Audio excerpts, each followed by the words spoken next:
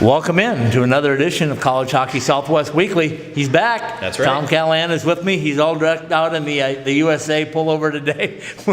We're getting close to the World Juniors, which always happens at holiday time, which is another complete topic. But here at the luxurious locker room at Oceanside Ice Arena, we're getting prepared for a week after a bye week. Give us your thoughts on what it's like as a hockey team to play a game after you've had a week off.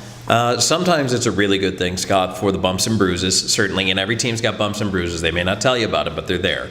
And to have a little bit of rest for these guys helps. And you know what? Mentally, it's good too. They're coming off a situation where it's certainly disappointed to lose 2 games to UNO, and not what this team had in mind. But then, so there's 2 ways to look at it. Number one, you stew over it for 2 weeks now. You're thinking about it all the time. But the other part of it is you get a chance to build off that, and now, okay, we got some rest.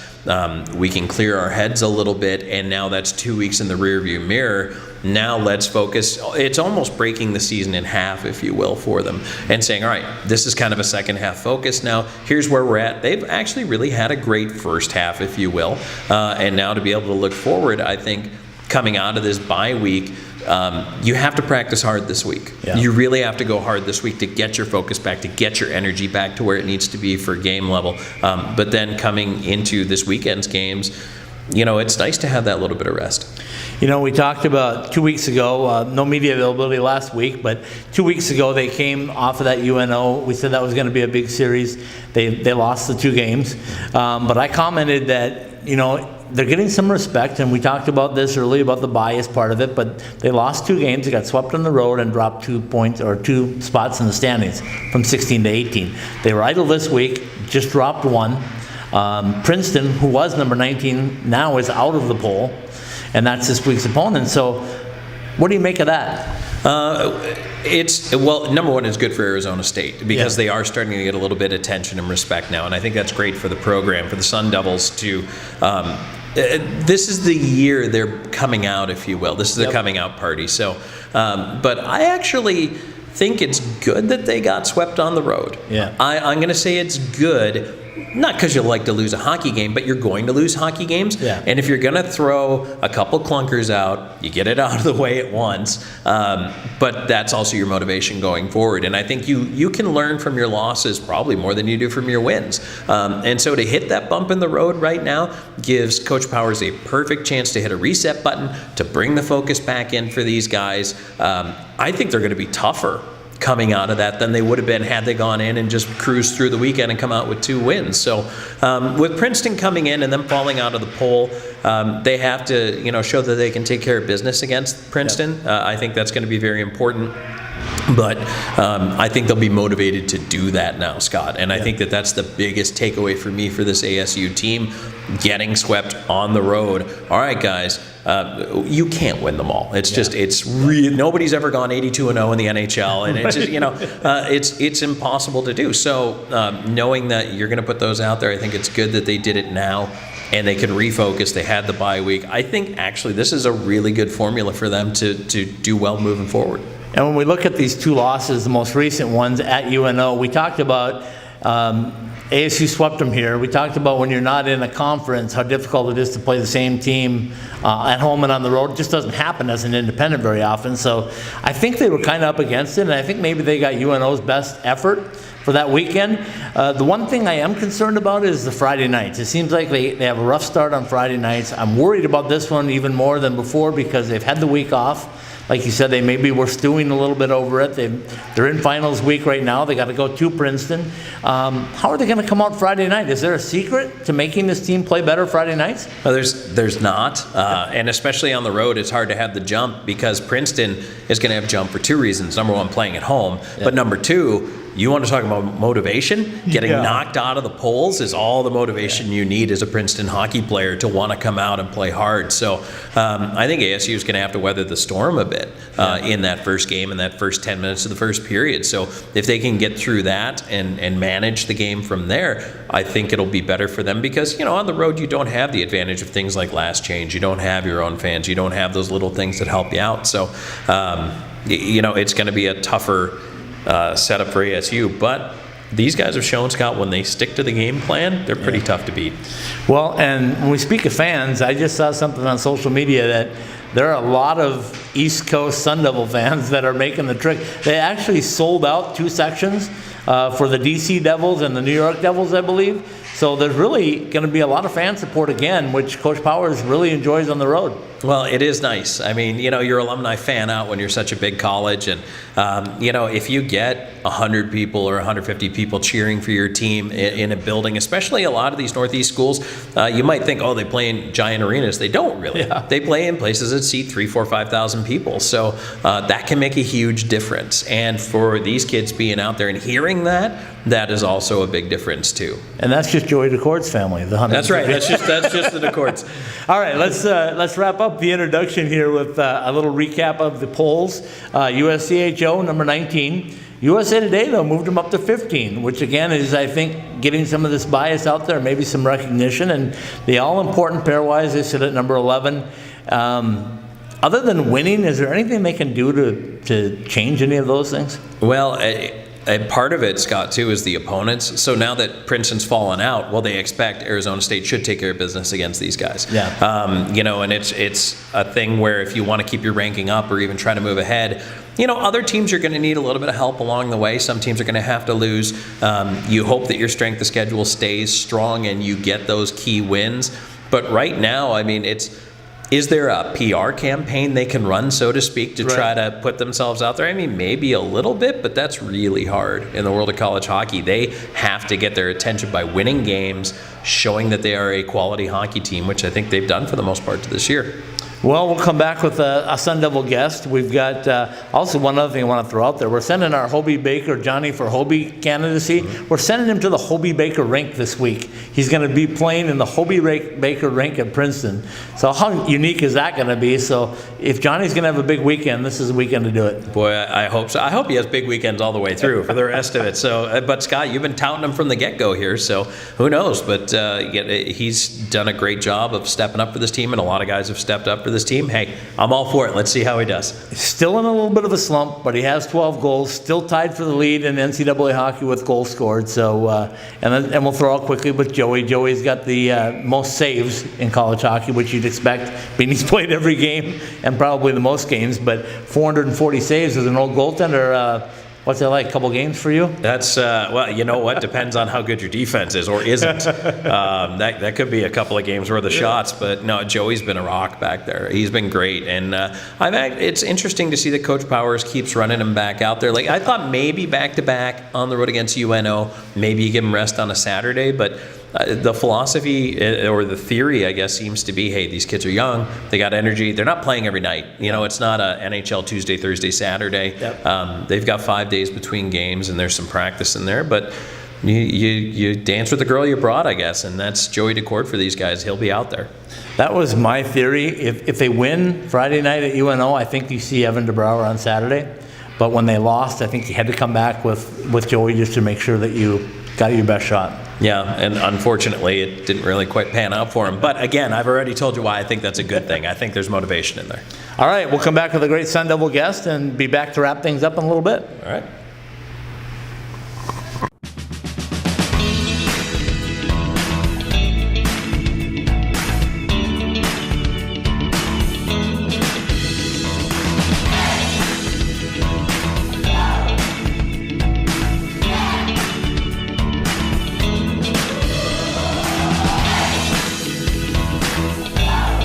Welcome back, everybody. We're here with Jake Clifford, a big part of this ASU defense. And Jake, I want to start talking right there about the defense this year with Arizona State. Talk to us a little bit about the philosophy for you guys as a back six and what coach is trying to get you to do night in, night out.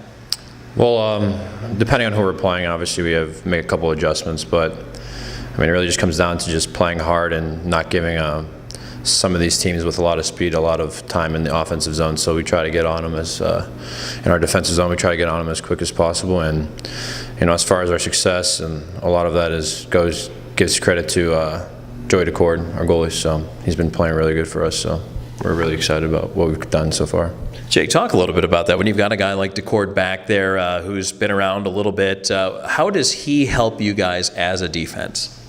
Well, I mean, our defensemen probably can attest that they love him back there just because of how much he plays the puck, and it really helps the flow of the game, really gets us quick in transition, and guys like Johnny Walker and a couple of our other forwards that are talented, Dax has made a couple passes to them, and we've capitalized in certain rushes like that, so it really helps us.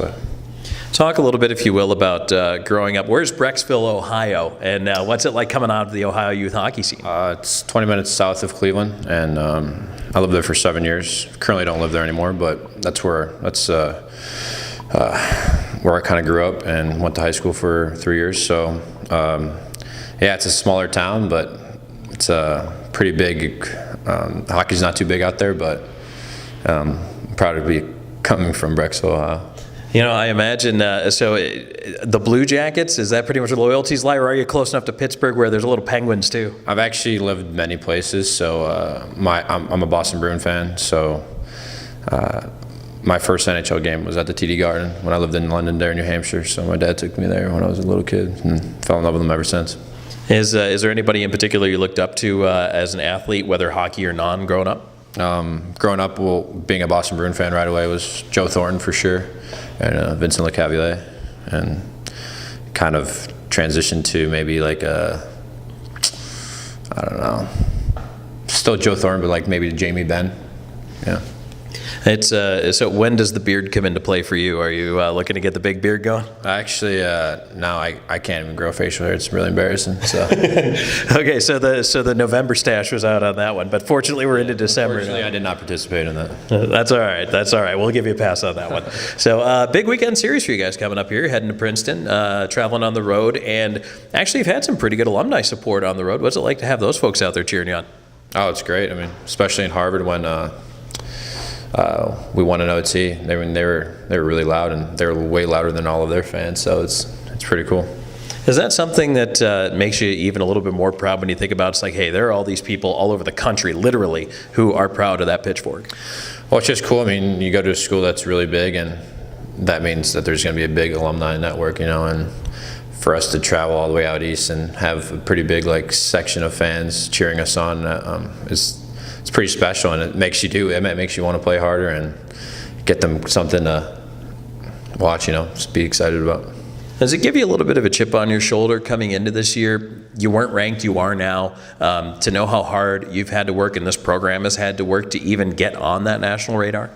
Yeah, I mean, you just get tired of losing, and for the senior class, it's our 4th year here, and it just feels so good to kind of be winning and be competing, and not our mentality early on was just not to get smoked, you know. And now here we are, we're going into every game competing and knowing that we can win in every game. And I imagine too, there's got to be some pride in seeing what's been built over the last 4 years. Oh, definitely. It's only just the beginning, you know. This program has so much potential once they get their new facility, and I mean, who wouldn't want to come down here and play? So there's a bright future here, down here in the desert for sure. What attracted you to come down here and play in the first place when you were being recruited? I was in Merritt, British Columbia, and I don't know, I've seen through social media, you kind of get an idea of what kind of goes on and what kind of school ASU was, and the thought of playing hockey in the desert and having good weather all year round just kind of sound very appetizing to me, and just starting a new program, you know, it's really fun to be a part of, and I kind of got a taste of that playing for Minot and the Null in the NAHL. When I went there, it was my first year junior. They were a second-year program, so I kind of got a taste of starting something new, and I was willing to do it again here. And this is something you'll always be able to carry with you as being one of the founding guys who helped build this program up. Yeah, and it's something special, and I'll take it down in the grave, you know, and it'll be exciting once we're a little older and we look back and ASU is just a well-established program, you know, in contention every year once they're in the conference and everything. So there's a lot to look forward to in regards to hockey down here. Jake, I know nobody likes to look ahead too far down the road, and you want to focus on just the matchup coming up this weekend. But, you know, this season, the rest of the way for this hockey club, what are you guys focused on? What's important for you? Do you really feel in the room you guys could be in the tournament? Oh, definitely, and that's that's definitely the end goal for us. But as far as what we're focused on, it's one game at a time and just chipping away each shift and just giving it everything we have and building off of our last game effort and just learning from certain experiences, whether we lose or win. There's things you can take from, and you can always improve, and that's what we're trying to do. I'm trying to get better every day, and I think we're looking good. We had a great week of practice, so it's exciting stuff going into Princeton. Jake, thanks for joining us. Thank you.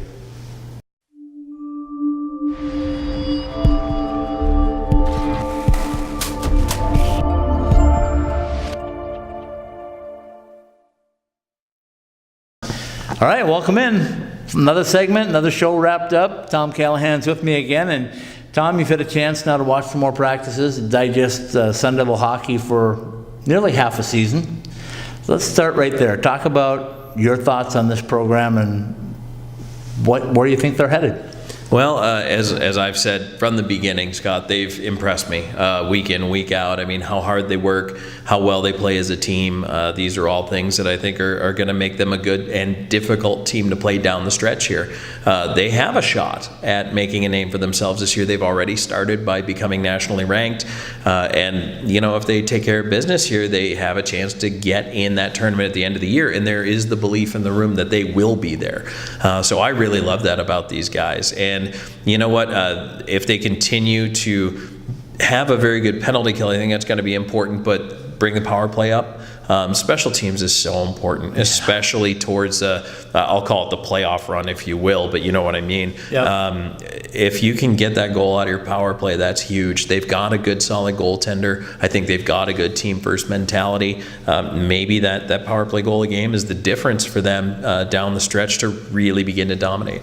Couple of things I want to touch in. We had Jake Clifford on, another senior here. You had a chance to interview him and get to know Jake a little bit. But tell me what you've seen from these senior leadership, and then talk a little bit about your thoughts on how difficult it must be to come in to start a new program, to get whipped pretty good the first couple of years, and all of a sudden start to smell success. Yeah, and I've started up some pro franchises from the get-go, and I know what that's like. Just on the office side, it's tough because you have to find a fan base. You have to build people into your program and your culture. You have to build a culture because there's nothing there. You're starting from scratch. And so for the seniors on this team, and the guys who've been here since the beginning, number one, pride is a word that keeps coming back. There is a sense of pride in being the first guys to take those strides to start this program off. And right now, it's nice to see the payoff come. I mean, 4 years may not sound quick, but that's pretty quick. It is very quick. It's pretty quick for that to come, and to be able to see that in your senior season, I think is a big deal. And they're proud of it. They're happy to see the success. It's something they'll always take with them as, hey, we were the guys in the beginning, and then to look back, 10 years from now, they'll be the alumni saying, well, I remember back in the day, and when they're 30. When they're old men of 30. But there is that there, and I think that goes, again, to the Coach Powers recruiting philosophy. He wants guys who are leaders. He wants guys who are, capable in their own way. Not everybody's the same type of personality, but are capable of stepping up and doing things and making it important and in their own way. So I think that's what I've seen from the seniors. It's different styles, but they seem to mesh pretty well. And one of the things that I'm totally impressed by, and you had a chance to sit in on my 5-minute Powers play with Coach Powers today, and he continues to amaze me how he's able to sell this program. It doesn't have a really good arena. It doesn't have a whole lot as far as tradition. I mean, it's just been the 3 or 4 years that we're working on right now. How difficult must that be for a coaching staff? I know you got the weather, right, and I know you got NCAA hockey, but listen, your NCAA hockey, 800 miles from the next closest place or whatever that has a program? How difficult must that be to sell it? Well, yes and no. I mean, there are obviously the pluses of coming to the Phoenix area, coming to Arizona State, and what they can offer, especially depending on what you want to study. But aside from all of that, the kind of player you're going to get to come here at this point is the kind of kid who wants to make a difference and believes he can be a difference and believes he can be a building block for this program. You want those guys. Yeah. You don't want the guy who wants to be a passenger. You don't want the guy who wants to come in and just go through and get a free ride and go for 4 years.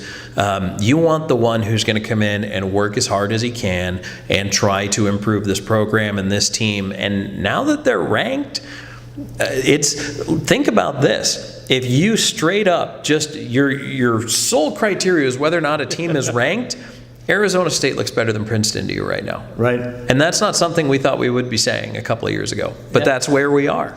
Exactly. So as we talk this weekend especially, we're looking at a trip to Princeton, then they're coming back for Colorado College, right, and then it's right into the Desert Hockey Classic. And I want to touch on that before we end the show today, just so we get a little preview. We're going to be doing a 6-show podcast starting on the 19th of December and leading up and through the tournament. But in your recollection, do you ever remember seeing a holiday tournament in college hockey that would have 4 top 20 teams in it? No. I mean, I'm sure there has been, but, it's funny. I was wondering where you were going to go with that, but top 20 teams, and that's interesting to think. I mean, no, that's going to be a great group of teams coming in here. And, I mean, if you're at all a fan of hockey, I don't care what level, it's worth checking out the tournament. And it's exciting to know that, think about it. I mean, Arizona State could really make a big impact if they're able to get to a final, maybe win the tournament. I certainly think they're capable if they play their best hockey. Well, I think all stars are aligning if it were to happen, because you're bringing in 2 really good teams in Minnesota State and UMD, but they're both coming in without their head coaches. So I know the program's kind of run on autopilot, but it's still something about not having your head coach here. Will there be distractions off the ice? Will the assistants be able to command the room and be able to make the adjustments in game, for example? So you see that coming in with those 2 teams. They, of course, have to beat Clarkson first, which is a formidable opponent in itself. But if ASU is going to do it, this is the time to do it. Would you agree? Oh, yeah, absolutely. The conditions could be ripe with, as you mentioned, without the head coaches there. Yeah, that makes a difference. They will tell you it doesn't. It does. And also, as you mentioned, I mean, Clarkson's going to be a tough out. Scott, the other thing that ASU does have going for it is they're, for a change, not traveling. Right. Everybody else is traveling here. Yeah. So that will definitely help them out as well, for them to not be the road team, if you will. So to have that, sleep in your own bed thing and not have to travel all that distance, I think could play in their favor. And right now, coming off the way things went down at UNO, again, it's the motivation, the bye week, healing up some of those bumps and bruises. Now going into Princeton, if you can start the ball rolling again there, carry that momentum right in a couple weeks from now into the tournament. Well, we said, or at least I said, magic number 12. I thought 22 was a magic number of wins to get into the tournament. They may get more than that. I still think they can get to 24. I don't know that they can surpass that, but a 24-10 season would be pretty impressive. Very impressive. And the other thing I want to talk about with the Desert Hockey Classic, because the coaches from UMD and Minnesota State are coaching the World Juniors, they're also selecting the roster for the World Juniors. So what are the chances that they're going to take maybe a couple of their best players, if they're eligible, to play in the World Juniors, and they, in fact, will not be coming down here? If you lose your leading scorer, let's say, or your top defenseman, or maybe your goaltender, what does that say? Well, and that's the double-edged sword, if you will, because if you're coaching the World Juniors, you want to win the World Juniors. Right. You also don't want to sabotage your own hockey team in the college ranks. And I guess part of it depends on what your coaching aspirations are, but it's a big stage, and coaches want to show out well and make those connections, and maybe they do further their career by doing it. So, you know what, if that happens, and it's much easier to go with the guy the character, the player, what you're getting. It might be easier for them to pick a guy off that roster and see them go play for their national team, because let's face it, everybody wants to play for their national team too. Absolutely. It's a big point of pride for the guys. So all conditions could be right, Scott. It could work out pretty well. Well, we got a couple of weeks to go before we can get into that talk, but we'll be back next week. We'll be talking a review of the Princeton series. We'll talk about the upcoming Colorado College series, and then we'll be leaning towards the start of the Desert Hockey Classic, which again, I'm touting as, if you're a college hockey fan, if you're a hockey fan, get out to Gila River Arena, see some of the best in the country. Yeah, it's going to be a lot of fun, and you know what? It's been a lot of fun following these guys so far. So on the road against Princeton, and then being able to come back home, Colorado College, this is a pretty important stretch. So all the support they can get is certainly welcome, and I think this could be the difference-making stretch for them, if you will, heading into this tournament. All right, don't forget, Princeton is the Hobie Baker rink, and we've got Johnny for Hobie going out there. So let's hope that Johnny gets back on track in the scoring ways. I know he's been contributing. Coach had a little smile on his face, and we talked about that. But ASU hockey is Johnny Walker, Joey DeCord, and a group of others. Oh, and Joey for Richter. Don't forget Joey for Richter. So, but and not to minimize the others by any means, absolutely. because Johnny and Joey are not winning games by themselves. No. It takes a village, and I think that that's what's being built here. Well, Tom, I appreciate your time as always. We'll be back with another College Hockey Southwest Weekly next week. Until then, stay cool, stay dry, and get prepared for a trip to Buffalo. I understand you're going for a little holiday trip. I am. And my best advice to everybody, Scott, keep your stick on the ice.